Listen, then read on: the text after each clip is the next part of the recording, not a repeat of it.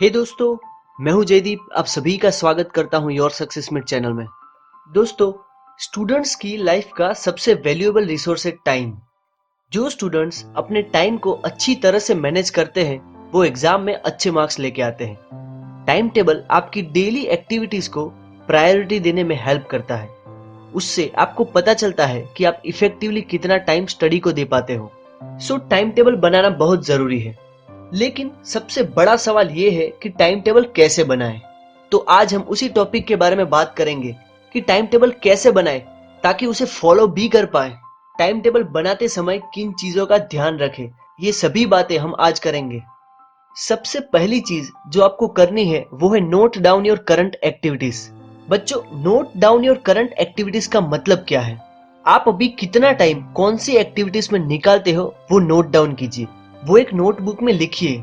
जैसे कि सुबह 8 से 2 बजे तक स्कूल जाते हो, 2 बजे से 3 बजे तक रिफ्रेशमेंट एंड लंच। वैसे ही social media and internet, outdoor games में कितना टाइम देते हो वो भी नोट कीजिए। इसका फायदा क्या है? इससे आपको क्लैरिटी आएगी कि आपके कितने आवर्स टाइम वेस्टिंग एक्टिविटीज में निकल जाते हैं और कितने आवर्स आपकी स्टडी में निकालते हो। ये आपको इफेक्टिव टाइम टेबल बनाने में बहुत हेल्प करेगा। यानी कि पहले पॉइंट पे हमने ये बात की कि आपकी करंट एक्टिविटीज, आपका जो करंट शेड्यूल है वो आप नोट डाउन कीजिए। सेकंड पॉइंट है अलोकेशन ऑफ टाइम। अलोकेशन का मतलब है टाइम को अलग अलग एक्टिविटीज में विभाजित करना। आपके स्कूल टाइम, आपके क्लास टाइम और आपके स्लीपिंग आवर्स के बाद जितना भी टाइम आपका बचता है वो टाइम आप स्टडी में यूटिलाइज कीजिए। फॉर एग्जाम्पल, स्कूल के 6 आवर्स, क्लासेस के 2 hours, sleeping time 7 hours, 3 hours lunch, dinner and outdoor games के लिए। इन सभी का टोटल हुआ 18 आवर्स। तो भी आपके पास 6 आवर्स रहते हैं पढ़ाई के लिए। अब आपके जितने सब्जेक्ट हैं, टोटल सब्जेक्ट, उन्हें लिख दीजिए। लेकिन इंपॉर्टेंट क्वेश्चन ये है कि रोज कितने सब्जेक्ट पढ़े और कौन से सब्जेक्ट। बच्चों, सब्जेक्ट सिलेक्शन एक बहुत ही इंपॉर्टेंट रोल प्ले करता है, सो इसे बहुत ही केयरफुली सुनना। मेरा सजेशन ये है कि आप डेली 2 सब्जेक्ट पढ़िए, क्योंकि सिर्फ एक सब्जेक्ट पढ़ोगे तो बोर हो जाओगे और थोड़ी देर पढ़ाई करने के बाद छोड़ दोगे। अब सेकंड क्वेश्चन ये है कि 2 सब्जेक्ट कौन से पढ़े। 2 सब्जेक्ट थियरी या दोनों सब्जेक्ट प्रैक्टिकल मत लीजिए। एक सब्जेक्ट थियरी लीजिए और दूसरा सब्जेक्ट प्रैक्टिकल लीजिए, ताकि जब भी हम थियरी सब्जेक्ट से बोर हो जाए तुरंत ही हम प्रैक्टिकल सब्जेक्ट स्टार्ट कर सकें। सो यहाँ पे हमने बात की कि आपको अपना टाइम कैसे विभाजित करना है, कैसे अलोकेट करना है। अब बात करते हैं थर्ड पॉइंट के बारे में।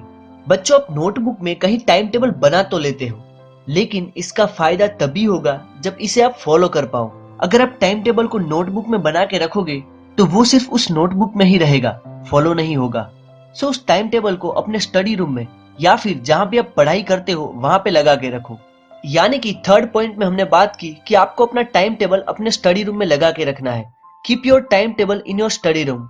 अब बात करते हैं कि स्टूडेंट्स टाइम टेबल बनाते समय गलती कहाँ करते हैं। मैं बताता हूँ कि आप टाइम टेबल कैसे बनाते हो।